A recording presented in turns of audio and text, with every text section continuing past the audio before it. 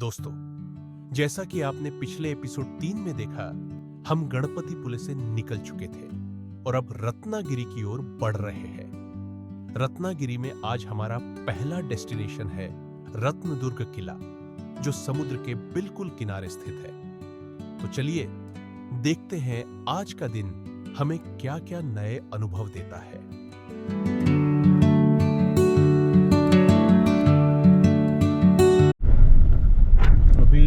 हम लोग पहुंचने वाले हैं रत्नदुर्ग पोर्ट, जो कि यहाँ से जस्ट 1 किलोमीटर बचता है। हिल के ऊपर है, पहाड़ के ऊपर है और सामने समुद्र है।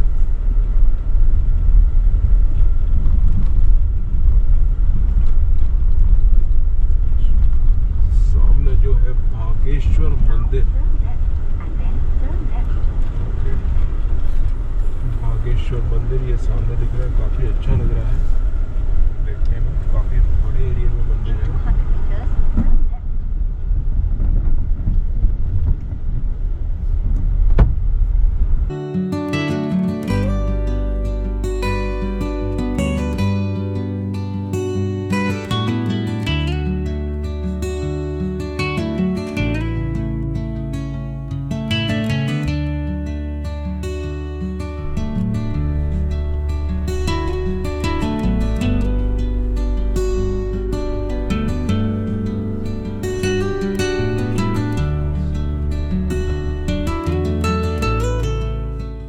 दोस्तों, अब हम आ पहुंचे हैं रत्नदुर्ग किले पर, जो रत्नागिरी शहर से सिर्फ 2 किलोमीटर की दूरी पर स्थित है।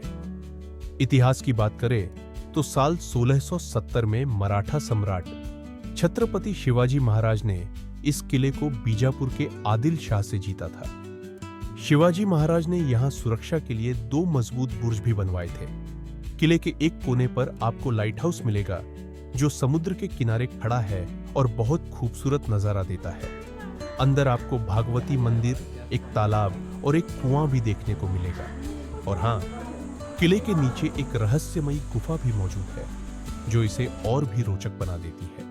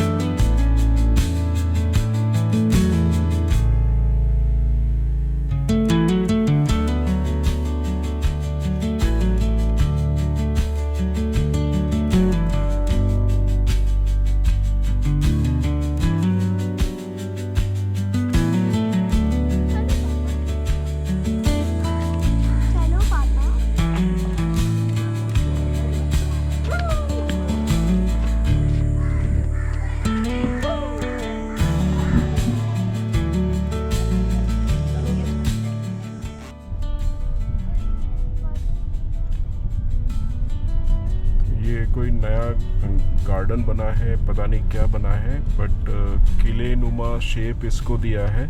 और ऊपर छत्रपति शिवाजी महाराज की मूर्ति है और यहाँ पर राइट साइड में एक जहाज इन्होंने बनाया है।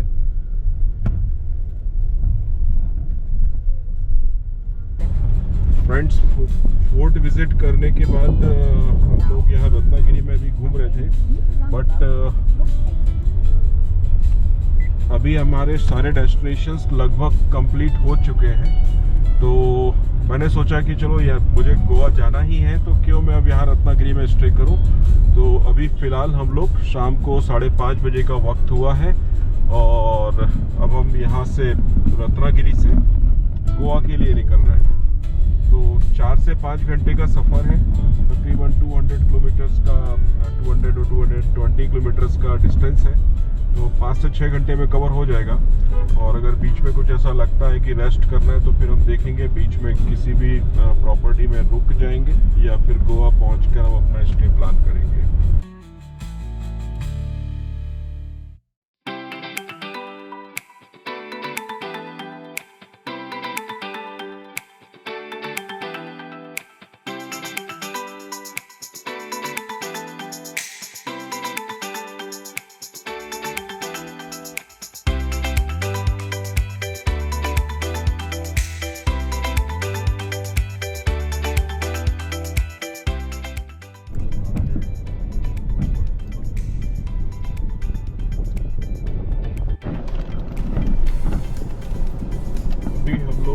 तकरीबन 50 किलोमीटर्स आ गए हैं।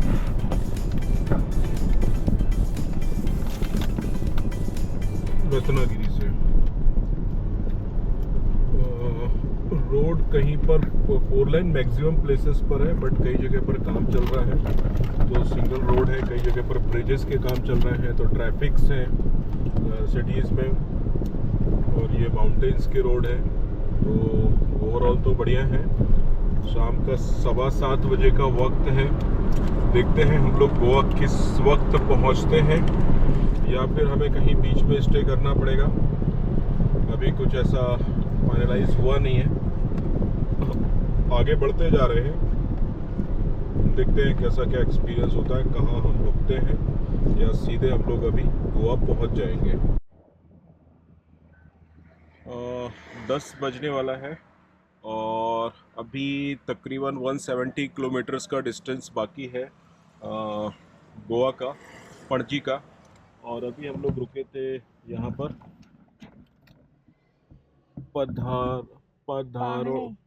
पावनेर।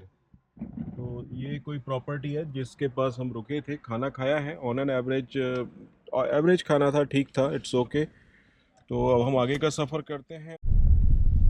तो ये है NH 66 टुवर्ड्स पणजी। ये पहला टोल टैक्स हमको पड़ रहा है, बट ये टोल टैक्स भी पेड टोल टैक्स नहीं है। तो मुझे एक बात समझ में नहीं आ रही है कि मैं जब से कहाँ से हम लोगों ने एंटर किया था, पुणे के पहले नासिक से पुणे के बीच में टोल टैक्स था, एक बार आया था। और फिर जब पुणे से हम लोग यहाँ तक आए हैं, तो पुणे से आपका हरिहरेश्वर तक तो खैर ठीक है, वो सारा जंगल रूट था, सिंगल रोड्स थे, तो वहाँ वैसे कोई टोल टैक्स होता नहीं है। लेकिन जब हम लोग यहाँ से हरिहरेश्वर से, या फिर हम कहें रत्नागिरी से, हम लोग गोवा के लिए 4 लेन पर हैं, हमें अभी तक कोई भी टोल टैक्स नहीं मिला है। तो आप लोग बताइए कि ये NH 66 का क्या टोल नहीं लगता है, या इसका कॉस्ट निकल चुका है तो ये फ्री हो गया है? क्योंकि जितने भी टोल बूथ हमको मिले हैं वहाँ पर टोल्स नहीं लग रहे हैं। तो ये चीज़ बड़ी अच्छी लग रही है हमको कि भाई ठीक है, एक टोल बच रहा है आपका, और रोड्स एकदम बढ़िया है। क्योंकि काफ़ी अच्छा सफ़र अभी हमने तय कर लिया है। कितना 113 किलोमीटर्स बचा है ना पणजी? 133 पणजी बचा हुआ है। रात का 10 बजे का वक्त है। जनरली हम लोग इस तरीके से ट्रैवल नहीं करते हैं, बट सडनली हमने ये प्लान किया कि rather than staying in Ratnagiri, हम गोवा के लिए चलते हैं। तो लगभग हम लोग 2 घंटे में तो गोवा पहुंच जाएंगे, 12 साढ़े 12 बजे तक। तो बहुत अच्छा एक्सपीरियंस रहा ये। देखिए गोवा,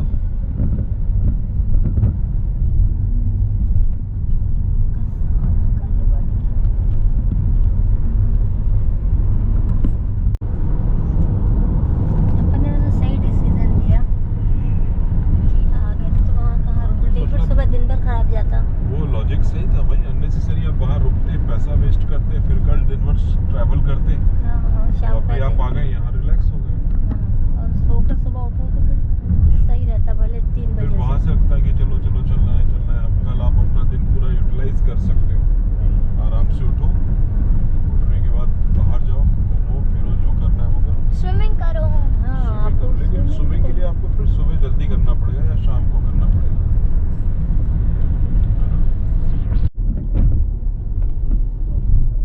सो फाइनली रात का 12 बज रहा है और हम लोग गोवा पहुंच चुके हैं। ये देखो गाड़ी कौन सी है, थार है। थार को उन्होंने कुछ ज़्यादा ही तूफान बना दिया है। ये राइट साइड में पणजी जो आपका मेन क्रूज लाइन जो चलती है वो यहाँ पर है, और ये ओवर ब्रिज है। लेफ्ट साइड में एक बार मैं ठहरा था। तो ये आपका गोवा का मेन डेस्टिनेशन है।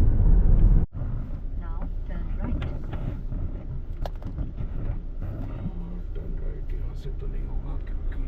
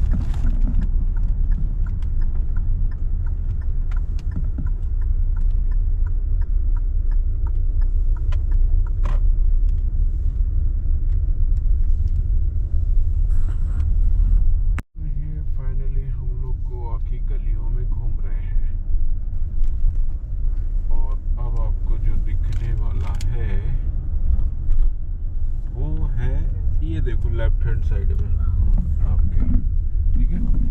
अभी हम इसको इधर से देखेंगे पीछे से। चर्च कितनी सुंदर गाड़ी है। गाड़ी चर्च है। No parking, no parking, no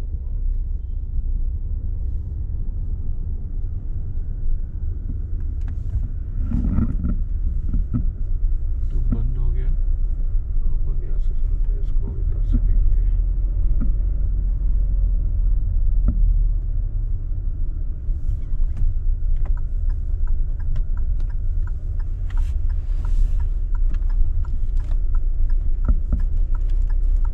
Look wow from here।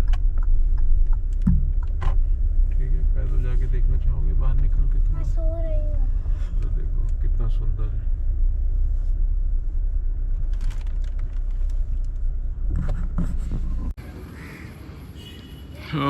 इस वक्त रात का 1 बजा है और ये कुछ हिस्टोरिकल प्लेस पर इस वक्त हम लोग हैं।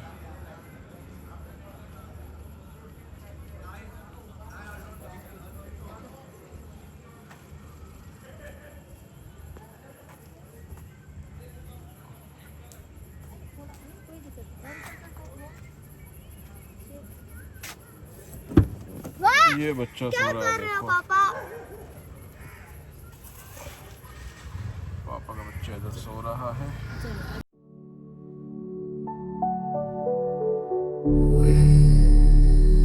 Whispers of the night, stars dancing in flight, moonlight soft and bright,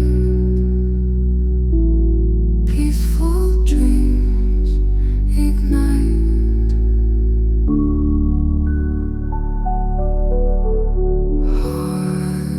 Heartbeat steady flow, gentle twilight glow.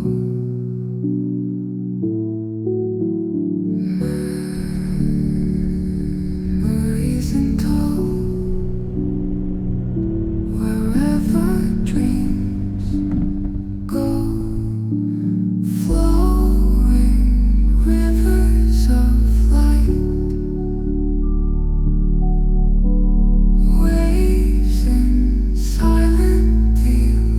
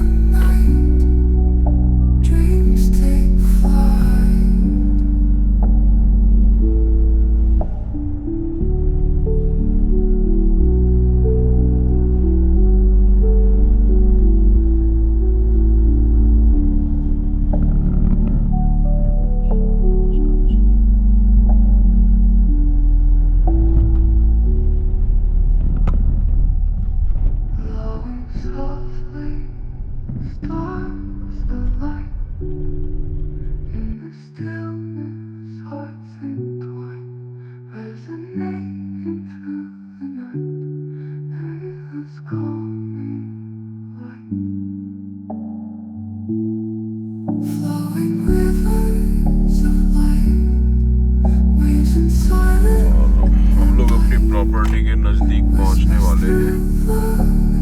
अभी है टाइम, एक चर्च ये है।